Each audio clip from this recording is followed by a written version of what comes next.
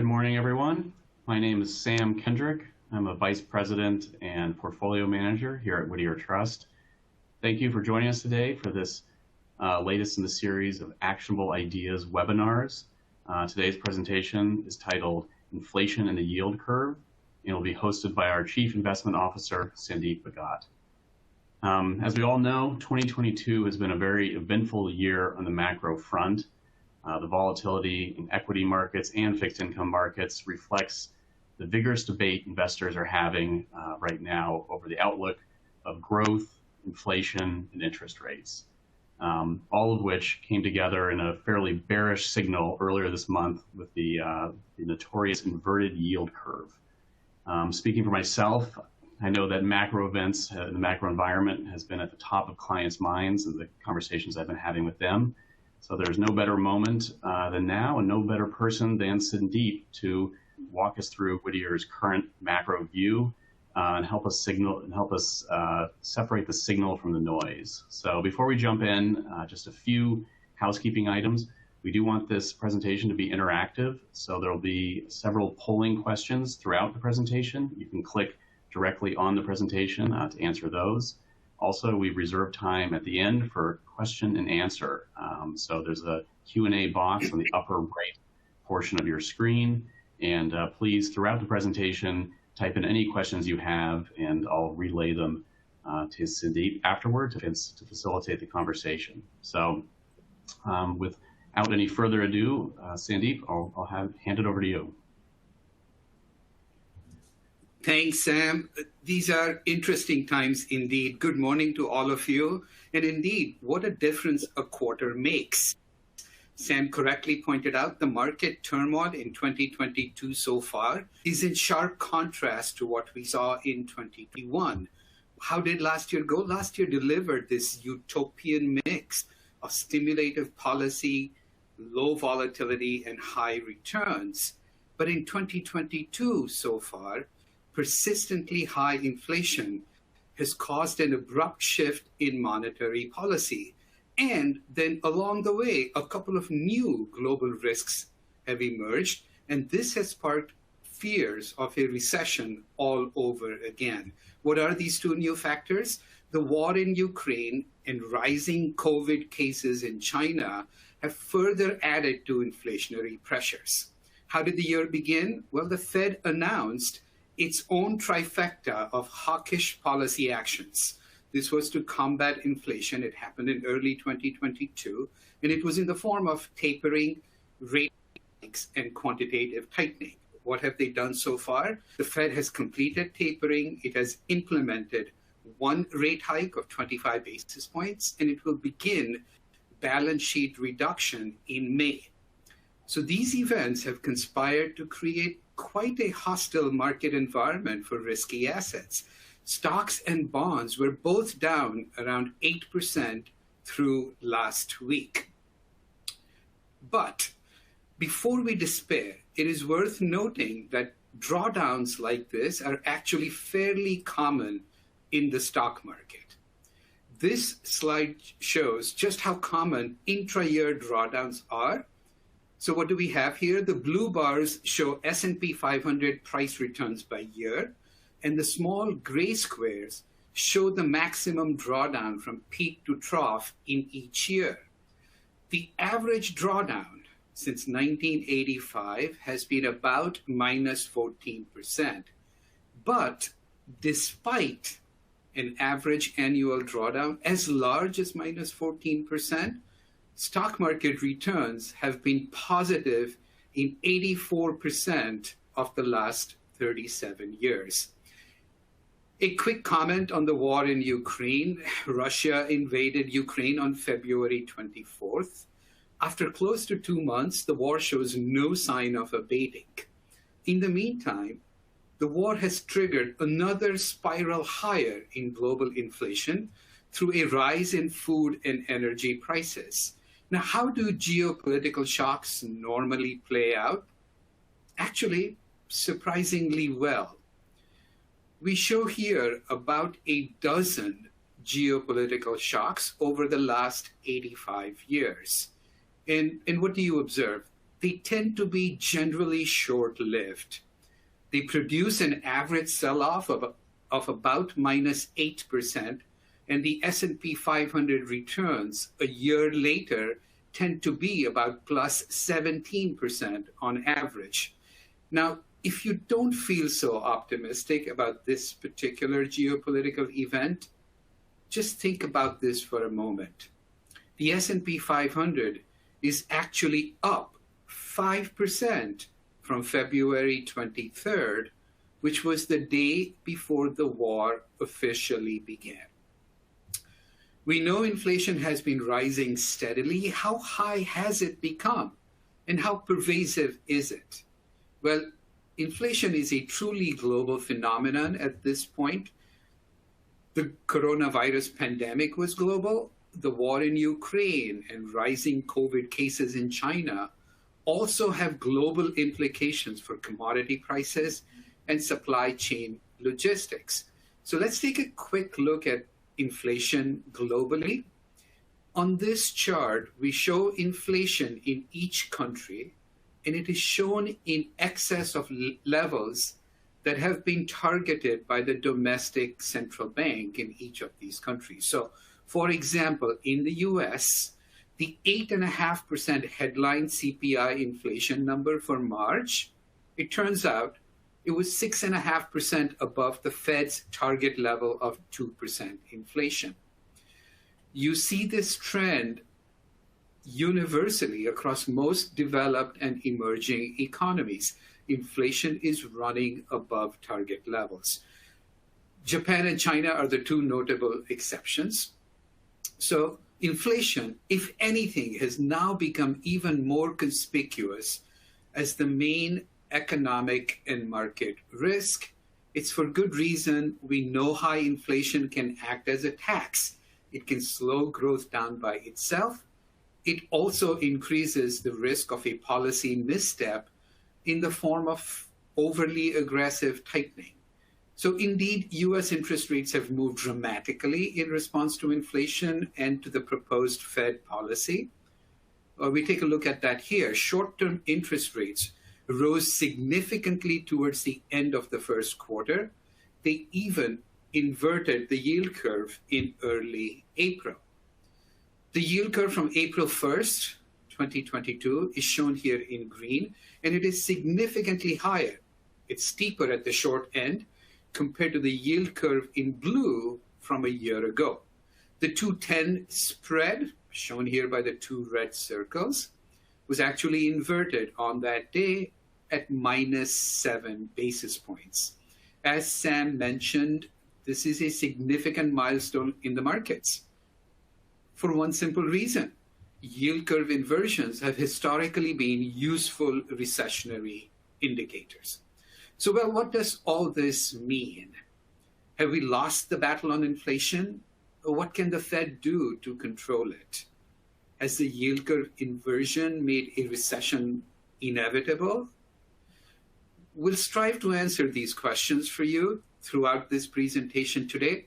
But before we begin, I thought it would be useful to see what your concerns were on these topics. We'll extract that through our standard poll. You are accustomed to these interactive polls that we conduct. So I have 4 questions for you today. I'll ask them in sequence, and you'll be able to answer them right here on your screen. So if you are ready, I will proceed with the first of these 4 questions, which says, can the Fed alone bring inflation down to target levels? It's a simple yes or no question. Can the Fed alone bring inflation down to target levels?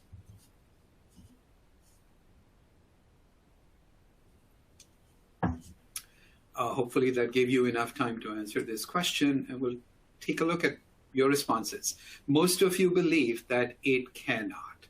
You suspect that the Fed is late and it is hopelessly slow, at least in getting inflation down to 2%. Fair enough.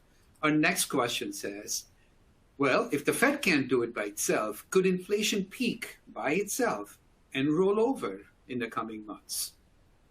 Can it peak by itself and roll over? Yes or no again? Give you a few seconds. You're pros by now at answering these questions, so I'll move ahead. Oops, too fast.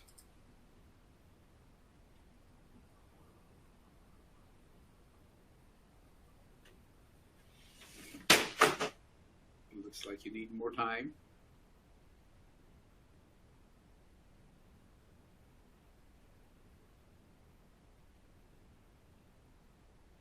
I'm showing less than 70% responses, so here. Move ahead. Answer is optimistically yes. Okay, let's keep building on this theme. We switch from inflation to interest rates. So we know that there was a recent inversion of the yield curve. And does that itself make a recession more likely in the next 12 months? The horizon is next 12 months. Is a recession more likely simply for the fact that we saw an inversion in the yield curve? Yes or no? I'm not sure about my ability to monitor the responses. I'm going to give it my best guess for sufficient time.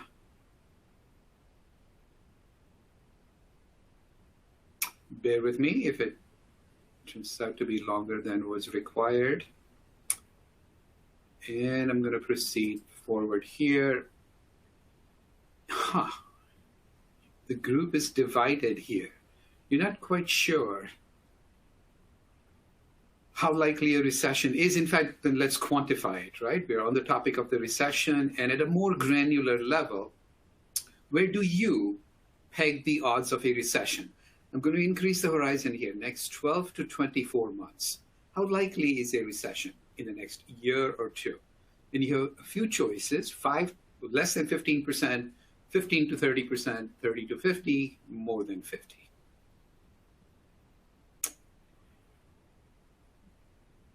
I'll give you some time again.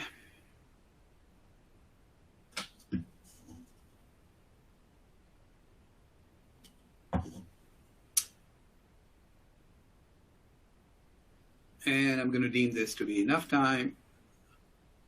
And few believe that it'll be less than 15% or more than 50. So very broadly, the group is about evenly divided in the two ranges of 15 to 30, 30 to 50. So clearly the risk of a recession has been rising. We'll share our thoughts in terms of how likely this outcome is, but this is a useful marker because it now allows us to continue on with the rest of the presentation. So why don't I just move to just framing out the discussion points for what this presentation will focus on. We'll focus on the key topics of inflation and the yield curve. We'll do that to specifically reassess the outlook for growth. And along the way, we'll pose and answer the following questions. Could inflation roll over on its own? If so, when and to what extent? Can the Fed overcome inflation solely by itself through monetary policy at this late stage? If not, what can it accomplish? What is the typical lead time from the inversion of the yield curve to the onset of a recession? And does a low term premium, we have seen the term premium decline in the bond markets, does a low term premium make yield curve inversions statistically more likely? We'll finally close out our discussion with a quick tally of headwinds and tailwinds for growth. So let's begin with a deeper dive on inflation. So we first look for clues that suggest that there might be an upcoming peak in inflation. What are we showing here? These are components of monthly headline CPI.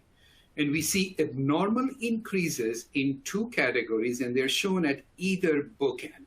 At the far left, at the beginning of the time period, this was just about a year ago, vehicle prices, they're shown in green, they spiked up because of a shortage in semiconductor chips. At the far right, the most recent increase in CPI inflation, of course, no surprise, it's dominated by spikes in energy prices. This is shown in navy blue at the far right. In fact, energy and vehicle prices together account for almost 45% of CPI inflation over the last 12 months. Now, what can we expect going forward? They've had an outsized impact on inflation. Every intuition suggests that this outsized impact is likely to diminish once supply chains and energy markets return to some level of normalcy. Let me switch gears. Food and energy prices have spiked in recent weeks. We take a look at how this might affect overall consumer spending. So the next chart shows consumer spending on food and energy as a percent of total personal consumption expenditures. Energy spending is in blue, and the combined spending on food and energy together is shown in gray here. And you have some encouraging news here. The encouraging outcome is that spending on energy today is only 4%, and it is less than half of what it used to be in the 1980s. At 12%, the combined spending on food and energy today is also less than half of what it used to be in the 1960s. Therefore, higher food and energy inflation may have a smaller impact on overall consumer spending than many may believe at this point. And finally, we turn to the important question of whether inflation may just roll over by itself in the coming months. And we do that by looking at monthly changes in core CPI. That's shown here in this chart. And I think we can see some signs of a natural deceleration. At the far right, core CPI has increased at a slower pace in the last 2 months compared to the prior 4. Move your eyes further to the left. You see those 3 tall spikes? Those were monthly changes from April to June of 2021. They were a lot higher than those registered in recent months. So clearly, these were the first big increases in the post-pandemic bout of inflation. They started in April of 2021. Therefore, starting next month, in April of 2022, it is possible that you have a favorable so-called base effect comparison. From a year ago, prices had already risen, and therefore subsequent increases may be mitigated. This could mitigate annual inflation measurements as we move forward. And finally, we observe separately that a number of recent inflation drivers have just rolled over in recent weeks. We show 3 of them here on this chart. At the top are gasoline futures. You see them rolling over. Used car prices have rolled over, and freight rates have started to decline. All of this data leads us to believe that inflation could well plateau in the coming months. While this may be good news, let me balance that with some not so good news. We do have the ongoing war in Ukraine, and China has lockdowns to combat COVID. Both of these will continue to dislocate commodity activity, manufacturing activity, and shipping activity. Supply chains will still remain constrained. As a result, inflation will recede only slowly and remain well above target in 22 and 23. Let me transition from inflation to the Fed. So, busy slide here. Just step back for a moment and just focus on the narrative, right? We do need to build up what has happened over the last few months with the Fed. And sadly, the Fed had a misguided belief. Last year, its belief was that inflation would be transient, and that now leaves it in a difficult position. The Fed is now left to pick between the lesser of 2 evils. 1, it can try to control inflation and risk a recession. Or 2, it can try to avoid a recession, but risk instead a long inflationary spiral. So what will the Fed do? What can it do? What should it do? We believe that the Fed needs to continue tightening. They're already late in the game. They cannot afford to fall further behind.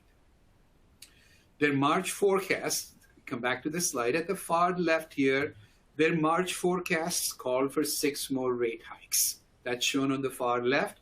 The market expects more than 6 rate hikes in 2022.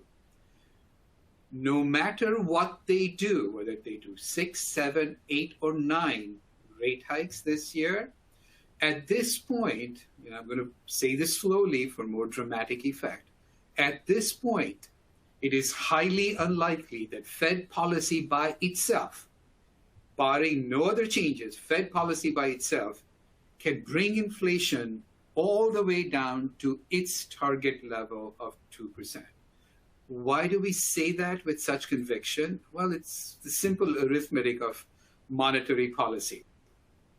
The latest reading of core PCE inflation is 5.4%. Assume for a moment that inflation does not roll over by itself. Supply chains do not heal by themselves. In this setting, if core PCE inflation is above 5%, the Fed funds rate would have to go to 6 or 7% for monetary policy alone to push inflation significantly lower. Clearly, the Fed is not going to engage in such draconian tightening. What will it do?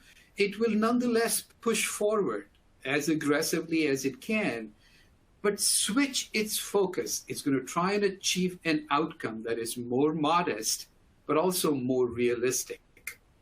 The Fed's recent rhetoric is now aimed at preventing current high inflation from becoming anchored into inflation expectations. That's what it is focused on. So there were a lot of observations. Let me summarize. I'm going to leave you with 2 takeaways. Number 1, at this point, the Fed needs help from the real economy, from the private sector, to bring inflation gradually down to target. It cannot do it all on its own. And number 2, in the meantime, it seeks to establish, maybe I should say reestablish, enough credibility so that it can keep long-term inflation expectations under control. Before I leave inflation, interest rates, the Fed, I feel I have to make these 2 observations about the whole monetary backdrop.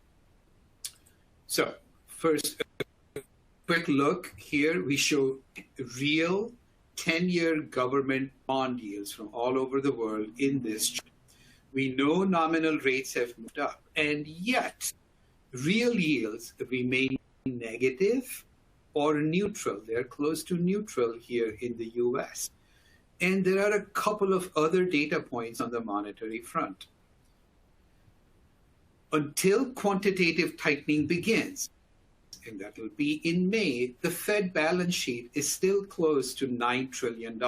A balance sheet of that size is equivalent to minus 200 basis points of the Fed funds rate. That's stimulative. And money supply has grown by more than 50%, captured here by the M2 metric, since the pandemic. We know monetary policy works on a lagged basis. So how should we think of today's monetary backdrop? It's really hard to describe it as restrictive. I'm inclined to call it, maybe it's closer to neutral. Maybe the optimist in me might suggest that it's still even stimulative, pending further changes. So we leave all this behind. Sam, you pointed to the aforementioned dreaded yield curve inversion. Let me switch attention to that. That was our kind of main point of focus. We're going to put this under the microscope. Before I do that, there's one really quick clarification shown here on this slide. That yield curve inversion, that took place at the beginning of the month, well, that's disappeared. The yield curve is now positively sloped again. That's shown by the blue line. This was as of the end of last week on April 14. That dramatic 210 inversion lasted all of three trading days. But anyway, the topic is important. Let me share some key insights on this front with you. We begin our analysis by looking at the historical track record of inversions in predicting recessions. Specifically, what is the typical lead time from the inversion of the yield curve to the onset of a recession? And we find the answer here. The 210 inversion is a leading indicator of recessions.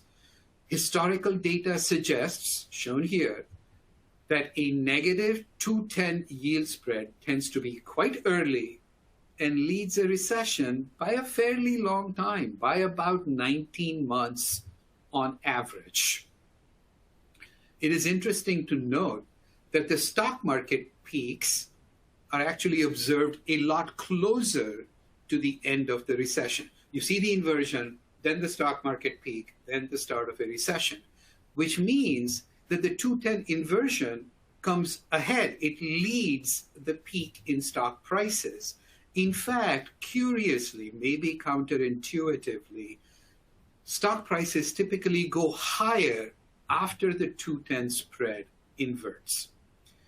The slope of the yield curve can also be measured by the spread between the 10-year bond and 3-month Treasury bills.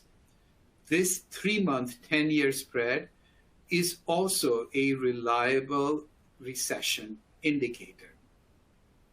And in fact, let's take a look at it here. By the way, the track record on this 3-month 10-year spread says that a recession typically begins about a year after that spread stays inverted for about 2 months. So we spoke about the inversion of the yield curve back on April 1st. That's the green line. The 2 red circles show the inversion between the 210 spread. But even as this spread was inverted, the spread between the 3-month Treasury bill and the 10-year bond yield remained steeply positive. You see this in the 2 green circles here. How do you reconcile that one yield curve inversion signal is bearish, whereas the other is positive? In fact, those who are believers of the 3-month 10-year spread point to this positive spread and they reject the recession thesis. I'll answer the question of how to reconcile it, but let me spend just a couple more minutes on this 3-month T-bill yield. And there is some interesting analytical and academic research on this front. I want to very quickly share that with you. So on the next page here, I'm going to introduce the concept. And this is, lo and behold, we have an equation, we have techno jargon, we have something that we have called a near-term forward spread. Just some quick background. Fed researchers have also identified another recessionary indicator. This one is simply derived from the 3-month Treasury yield. Okay, we looked at the 3-month 10-year. Another variation focused on just the 3-month Treasury yield. They call this spread the near-term forward spread. What is it? It is the difference of 2 metrics. The near-term forward spread is defined as the difference between the implied forward rate on the 3-month T-bill 6 quarters from now. What will the 3-month yield be 6 quarters from now? And you compare that to the current yield on the 3-month Treasury bill itself. So it turns out that this indicator, when it becomes negative, it is a signal that the market expects monetary policy to ease. This generally happens in the face of an increased likelihood of a recession. So this particular indicator also has a lead time of about 12 months before the start of the recession. And what does the near-term forward spread tell us at this point? It's one thing to define this in theory. In real life, what does this mean?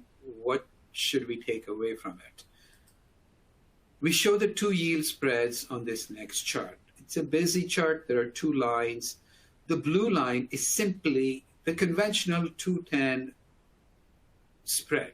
This is the one that inverted. This is the spread between the 10-year and the 2-year Treasury yields, shown in the blue line at the far left. You see it approaching zero, maybe even dipping below it. The red line shows the near-term forward spread. 3-month T-bill, 18 months hence, minus the 3-month T-bill today. And just like the 3-month 10-year spread, it is also steeply positive. In fact, it has spiked up dramatically. In many ways, this red line is simply reflecting the Fed's stated intentions to aggressively hike interest rates in the coming months and quarters. So that's not so much interesting, but in this picture, if you see one recessionary indicator going down, the other going up, it kind of leaves us with the question of how do you reconcile this? The 210 spread is flat or slightly negative, and both the 3-month 10-year spread and this near-term forward spread are both steeply positive. And I think you do it in the following context. The two 3-month indicators that we have seen so far, they tend to assess the odds of a recession in the next 12 months or so. And the 210 spread tends to have a longer lead time. It goes beyond 12 months. It looks at a horizon closer to 24 months. And so the market may simply be telling us the following, that a recession is less likely in the next 1 year than it may be in later years, in years 2, 3, and beyond. And so recession risks have heightened. They don't seem to be imminent so that they unfold within the next 12 months. We live in extremely complicated and dangerous times. We have a war unfolding. Coronavirus and its impact is not completely behind us. And so it's a topic to be taken seriously. But I want to put another spin on how to interpret yield curve inversions. You will be dealt this situation many times in the coming weeks and months. And here is an unconventional and under-researched link between inversions and a new topic called the level of the term premium. So let me move forward and spend a couple of minutes on that. So we say term premium. What does all this mean? It's a new concept. We need to introduce it. So I'm going to start at basic fundamentals and building blocks. You can always observe a Treasury yield. It's the nominal Treasury yield. Turns out the Treasury yield is derived from two components. Number one, there are expectations of the future path of short-term Treasury bonds. And then plus, there is a Treasury term premium embedded in today's nominal yield. Well, that's kind of jargony and not terribly intuitive. So let me boil this down. Simply stated, the term premium is the compensation that investors demand for bearing interest rate risk, especially if you invest in 10-year bonds. You're tying your money up for that long. Anything could happen to interest rates in the meantime. I need to be compensated for bearing.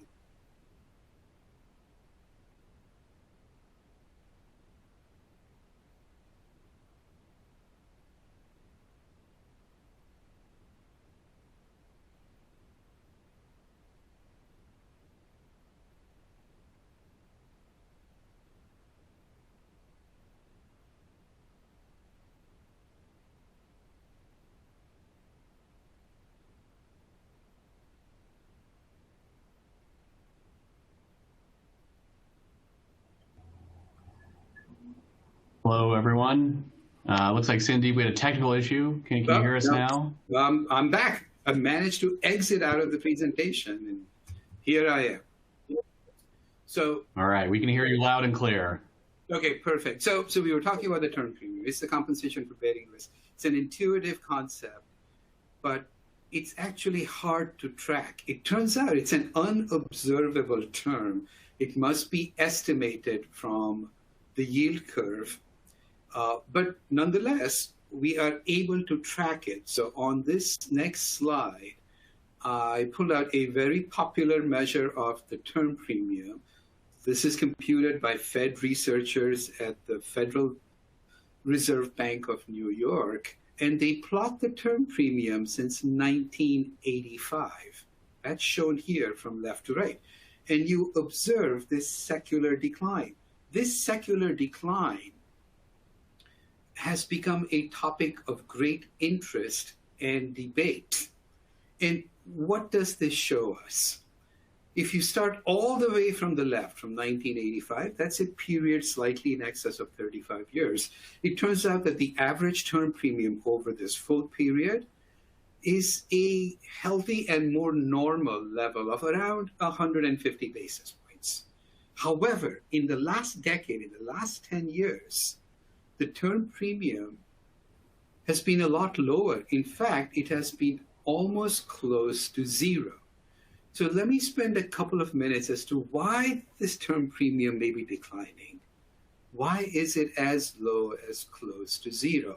So a number of reasons have been advanced to explain the decline in the US term premium all the way down to its current level. And we show a few of them here. These are the more notable factors. The first one is central bank asset purchases. And this one is really easy to understand. We have seen cumulative quantitative easing by the Fed. For how long? Well, over a decade. And this could well have distorted the bond market. Why? You end up with persistent demand from a large, price-insensitive buyer. And it's easy to see how this can dislocate prices from fundamental levels. US Treasuries have also been a preferred destination to move down this list to numbers 2, 3, and 4. They're a preferred destination for a glut of global savings. They're a destination for foreign investors and for institutions such as pension funds who need to hedge long duration liabilities. And finally, just think of what was going on before the pandemic. At that point, you had a long trend of disinflation, and the Fed had moved to enhanced communication. It was signaling more. It was offering forward guidance. And all of these had combined to reduce interest rate volatility, and just simply as a risk premium, the term premium also came down along with those developments. Now you say, well, Sandeep, this is all well and good. This sounded like an awful digression. How is this tied to yield curve inversion? So let me provide context. Everything I've said so far about term premiums becomes relevant to us in the following context. So another set of Fed researchers have done the following. They have studied the impact of this decline in term premium and connected it to the likelihood of yield curve inversions. And here is what they found. Just don't focus on the table. It's super technical. I'm going to actually skip the numbers here to preserve the intuition. Their conclusion in connecting what happens to yield curve inversions at different levels of the term premium says the following. They conclude that inversions are 4 to 5 times more likely statistically at today's low level of the term premium than they are at their historically higher levels. I promised you I would spare you the gory details behind this table, but let me leave you with this key insights, and this, if nothing else, may be food for thought. We're not discounting the usefulness of yield curve inversions or yield curve signals, but we're suggesting that yield curve inversions in a regime of low term premium may carry less fundamental information about growth, and therefore they may prove to be less reliable as a recessionary indicator. Okay, we've so far addressed a lot of concerns related to everything that could lead to a higher risk of recession. Let me comment briefly, and I have one eye on the time, so I'm going to speed through these next few slides. I'm going to comment briefly on some of the continued tailwinds to the US economy. We want to balance out our growth outlook. And so here we go. This chart just establishes kind of a fundamental optimistic case for growth. It shows nominal GDP growth forecasted for 2022, and it compares it to recent history. Nominal GDP growth in 2022 is still projected to grow at more than 7%. This pace is more than double the growth seen in the last 20 years. There are many fundamental factors behind this abnormal growth. Inflation is one of them, but we look at a few others on the following slides. So, quick tally of headwinds and tailwinds. Starting at the top, inflation is clearly the biggest headwind to the US economy. At the bottom, it is well acknowledged that the labor market and the strength of the US consumer are legitimate tailwinds to the economy. But somewhere in between there is housing with a question mark. And that's because right now we have rising mortgage rates and falling affordability. And these are leading to concerns that housing, which for long has been a tailwind, could soon become a headwind for the US economy. Let's tackle that thesis head on. And we see that any concerns on the housing side are actually justifiable. They're both intuitive and well-founded. Why? These two charts here. On the left, we see how 30-year fixed-year mortgage rates have shot up from 3% to 5%. It's happened in a matter of weeks. And then on the right, this combination of higher house prices have continued to go up, and mortgage rates are now higher. They have pushed mortgage costs to their highest level since 2008. So these may convey a dire housing situation. Some of you right now may be drawing parallels to the 2008 financial crisis. Let me quickly allay those concerns. And I'm going to do it through a series of charts on the next slide. 4 charts here. Let me start in quick order. Top left, it shows that the higher home prices today are probably being driven by supply-demand fundamentals and not by speculation. This chart, is, what does it show? It shows home inventory, and it's significantly lower today than it was in 2008. We have only 2 months of supply in the housing market. Inventory was more than 10 months of supply in 2008. Move to the top right. Adjustable rate mortgages are a smaller percentage of mortgage applications today. than they were during the housing bubble. Bottom left, more mortgages are being originated at higher credit scores today than they were in the mid-2000s. And finally, the most telling chart of them all on the bottom right. The US household debt to income ratio today is way below the levels seen in 2008. Main takeaway, the housing market today is not even close to a repeat of the experience in the financial crisis. I'm going to move through the remaining positives literally at less than a minute. We know consumer balance sheets are healthy. Consumer net worth is now more than 30 trillion more than it was prior to the pandemic. The US consumer is strong. Consumer incomes are high. On the next slide, we see that the labor market is strong. It's close to full employment. The unemployment rate has dropped to pre-pandemic levels. The next slide, credit spreads have remained fairly narrow so far.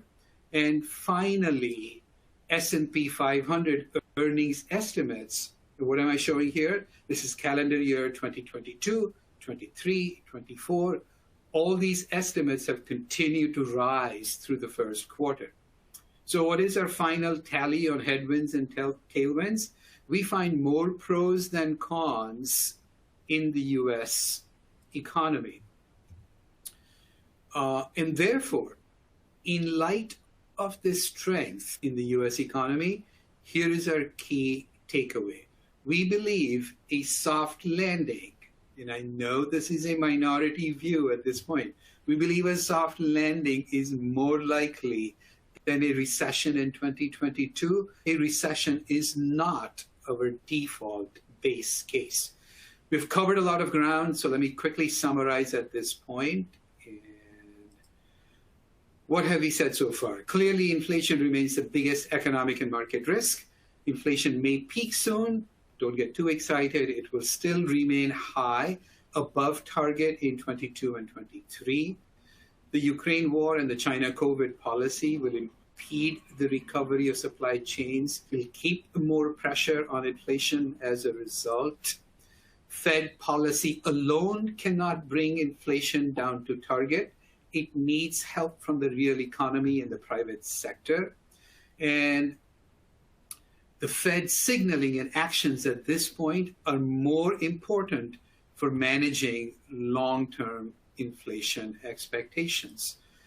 The 210 yield curve inverted briefly. It may yet do so again. The short end of the yield curve remains more positively sloped, all of which suggests that in the near term, recessions may be less likely. We saw that the term premium in the last decade has been unusually low. We look at the factors that may have led to it.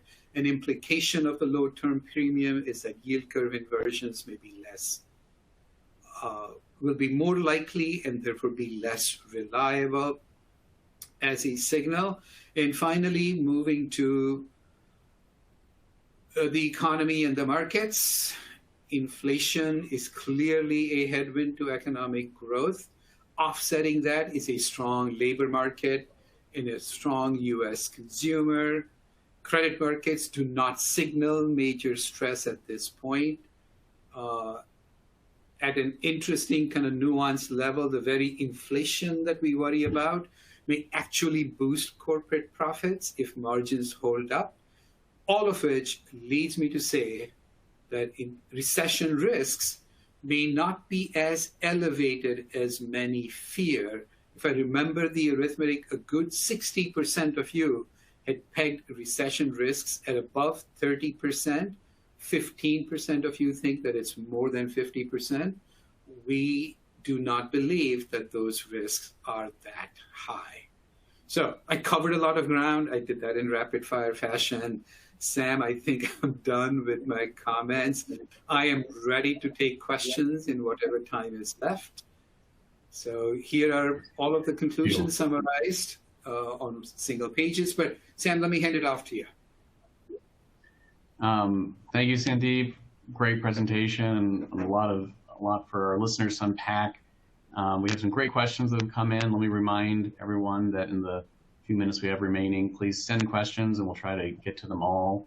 I'll answer one that I'm qualified to answer very quickly that I'm sure others had. That in our very first slide, it showed drawdowns, intra-year drawdowns, and there's a question about how that's defined. So it's taking the high, market level high of that year so far, and then measuring it against the trough, the subsequent trough, and that level is defining drawdown. So with that, I'll try to group a few of these questions into one. One is around, a few centered around earnings growth. And you mentioned that inflation might help earnings growth. You mentioned nominal GDP being high, being a tailwind for earnings growth.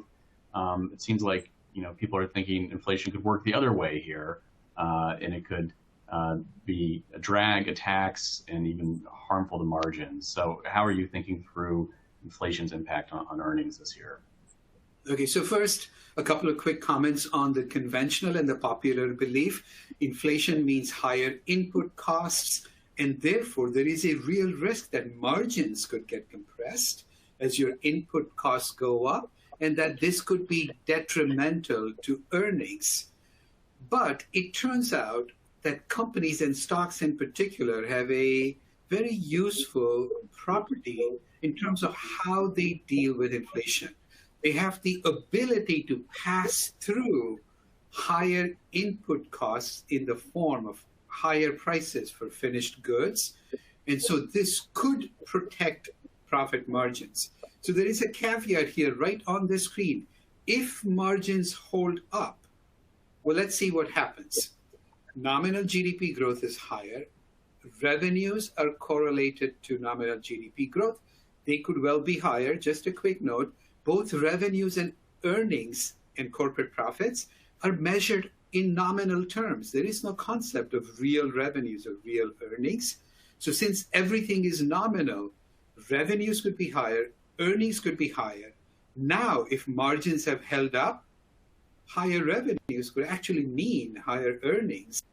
And so there is still the possibility that earnings and earnings growth could surprise to the upside. It's a counterintuitive concept, but I want people to noodle on it just as a possibility that could yet unfold. And we have another question. There was a really great slide that showed energy and food expenses as a percentage of income over time, going back, I believe, as far as the 1950s. A listener pointed out that that's an aggregate chart, and that if you look at that broken down by income quartiles, it'd probably be quite different. Could you speak a little bit about how that would look by quartile, even though we don't have the data? But I think we kind of know how it will be shaped, and maybe comment on how that view of energy and food expenses being higher for lower income, does that affect your economic view over the next 12 or 18 months? Sam, it really is a great nuanced observation. I will immediately concede that those two components make up a bigger percentage of spending for lower income households. And before we look at the economic implications, whatever implications it holds for social inequity and personal hardships, those are all justified, acknowledged, and well-founded, and worthy of a treatment with compassion and with sympathy. By the way, it is also in this cohort that the ability to spend the marginal dollar, the marginal discretionary dollar on spending, kind of swings the needle on overall consumer spending. And if these two components are taking away share, then could there be lower spending? Absolutely. Those are all possibilities. Having said that, just take a look at the big picture. Back in the 60s, these two categories, I'm trying to squint at my screen, but they were in excess of 25% of spending. Today, they're only 12%. So all of these effects that we talk about, including the granular ones, have been mitigated. They have been diluted. They're less amplified. And so I think our listeners may be encouraged that whatever impact they had suspected on overall consumer spending across the entire cross-section of the U.S. economy, that may not be as great as they had initially feared. All of the nuances notwithstanding. So I'm going to try, I know we're running low on time, so I'm going to try to kind of group themes from a couple questions into one. Looking at fixed income, we've seen yields come up so much in 2022 so far. I'm looking at the Bloomberg right now. The 10-year actually touched 3% briefly this morning. We're seeing high yield corporate yields approach 7%. In that environment and with inflation potentially falling, are you becoming more constructive on fixed income versus equities at these prices? Sam, it's been a very curious tug of war and horse race so far. There was no place to hide. Both stocks and bonds sold off. That's in the past. They've kind of both fallen by about the same amount. You are right that yields have gone up and there is some room for them to come down. However, we are coming off a multi-decade long bull market in bonds, and we could yet be dealt a fairly long and extended period where there is a secular increase in interest rates, notwithstanding any kind of temporary zigging and zagging where they may temporarily decline. So from a secular long-term basis, and especially because bonds are hopelessly vulnerable and incapable of guarding against inflation, I still think stocks are a better place to be. Let me restate that. Let's look at stock and bond prices right where they are. If our thesis is reasonably correct that the geopolitical shock won't have as big of an impact and that will come out of this fairly unscathed, stocks still have the potential of giving you double-digit returns in 2022 from today's prices. I don't see that happening with bonds. They may be up 1 or 2% if rates come down a bit, but they'll be right around zero. And so from an asset allocation point of view, it's still hard to prefer bonds over stocks. I'm in the camp of stocks continuing to outperform, but I'll say this more dramatically, emphatically, and heroically, that they will do so. They will deliver an ex post realized equity premium that will exceed historical levels. If they deliver a 10% return and bonds are good for only 1 or 2%, that 8% spread is greater than the margin by which stocks normally beat bonds. Okay, thank you. I think we've hit the hour, so as timekeeper, we have to wrap it up. Any concluding words? Well, all I can do is thank everybody for joining us today. On behalf of my colleagues and for everyone at Whittier, I extend our collective thanks. It was great to be with all of you again. Somehow, if I didn't answer a question you had submitted, I'll be sure to do so by email. Please reach out to your client advisor or portfolio manager if you have any further questions. And by the way, I hope my next investment presentation to you is in person instead of being virtual. I'm tired of these remote meetings. I can't wait for the in-person meetings to begin again. And would be excited to connect with you then. Until such time, so long. Thanks again.